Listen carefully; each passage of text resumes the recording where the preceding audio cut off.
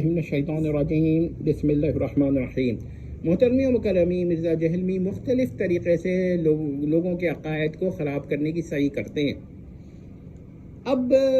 ہو سکتا ہے کہ بعض سادہ لوگوں کو یہ باتیں سمجھ میں نہ آتی ہوں، لیکن اب جو لوگ سمجھتے ہیں وہ ایکسپوز کر دیتے ہیں۔ ظاہر ہے کہ اس کے بعد محترم کے مزاج میں تغیر آتا ہے اور وہ غلط الفاظ استعمال کرتے ہیں۔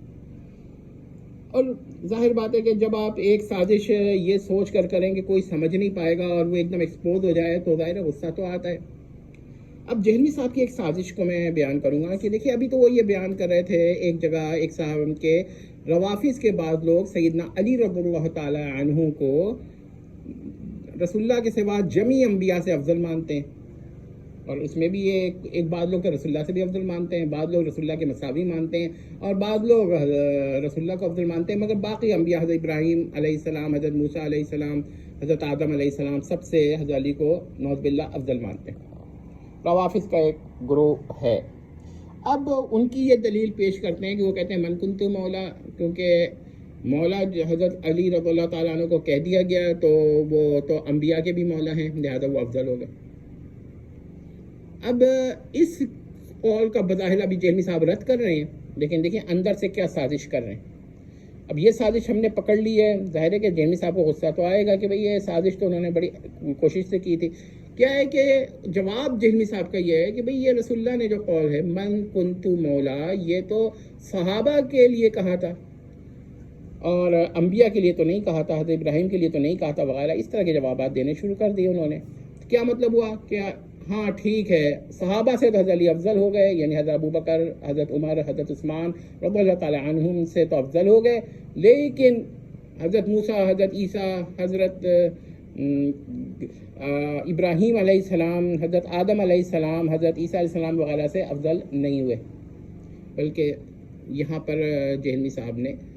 یہ سازش کی۔ جواب کیا دینا تھا کہ من کنت مولا سے تو افضلیت ثابت نہیں ہوتی، فضیلت ہی ثابت ہوتی ہے۔ یعنی یہ ضروری نہیں ہے کہ اگر الف با کا مولا ہے تو با سے افضل بھی ہو، یہ جواب دینا تھا۔ لیکن جہلمی صاحب تو یہ جواب کیوں دیں گے؟ انہیں تو یہ ثابت کرنا تھا کہ حضرت علی جو ہیں وہ حضرت ابوبکر سے بھی افضل ہیں، تو لہٰذا انہوں نے استدلال غلط کیا، مگر یہ چالاکی کی کہ وہ یہ ثابت کرنا چاہ رہے ہیں کہ دیکھیے انبیاء کے لیے تو یہ دلیل ٹھیک نہیں ہے من کنت مولا والی، ہاں صحابہ کے لیے ٹھیک ہے، تو بس اگر یہ بات ہے تو پھر تو آپ حضرت علی کو افضل ہی مان لیں گے،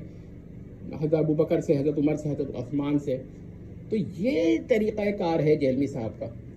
ہم نے یہ نوٹ کیا ہے باقاعدہ، اور اس پر میں نے جواب بھی دیتا ہوں کہ مولا ہونے سے نہ تو ایک فضیلت تو ثابت ہو جاتی ہے، مگر جس کا مولا ہو اس پر بھی فضیلت ثابت نہیں ہوتی۔ یہ بھی پوائنٹ نوٹ کر لیں، اس کے لیے کوئی اور ہی دلیل چاہیے۔ اب وہ کہیں گے اچھا بھائی رسول اللہ تو مولا ہیں، تو ان کے لیے فضیلت تو آپ مانتے ہیں، تو وہ نبی بھی ہیں، ان کی افضلیت بہت سارے دلائل سے ثابت ہے، بلکہ وہ تو اجماع ہے اس پر رسول اللہ کے افضل ہونے پر۔ تو ہم یہ نہیں کہتے کہ اگر الف با کا مولا ہے تو الف لازمی طور پر با سے مفضول ہے، ہم یہ نہیں کہتے، ہم کہتے ہیں اگر الف با کا مولا ہے تو الف کی افضلیت با پہ ثابت نہ ہوئی۔ ٹھیک ہے، تو یہ بات نوٹ کر لی کہ یہ پوائنٹ بہت اہم ہے، اور جہلمی صاحب نے یہ ایک سازش کھیلی تھی، ورنہ جن حضرات نے حضرت علی کو دیگر تمام انبیاء سے افضل مانا ہے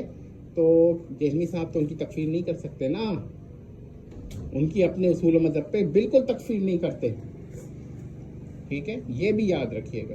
ہاں یہ کہہ دیں گے کہ یہ دھوکہ ہے، یا یہ کہہ دیں گے کہ یہ انہوں نے غلط کیا ہے، یا یہ بھی کہہ دیں گے محترم، اور میں بتا دیتا ہوں وہ کیا کہہ دیں گے، وہ یہ کہہ دیں گے کہ یہ ختم نبوت پہ ڈاکہ ہے، مگر جب ان سے پوچھا جائے گا کہ ان سب کے باوجود یہ کافر ہیں کہ نہیں ہیں تو یہ تکفیر نہیں کریں گے۔ اب ہمارا یہ جواب ہے کہ اس عقیدے سے توبہ فرض ہے، واجب بھی نہیں ہے۔ والسلام تمت۔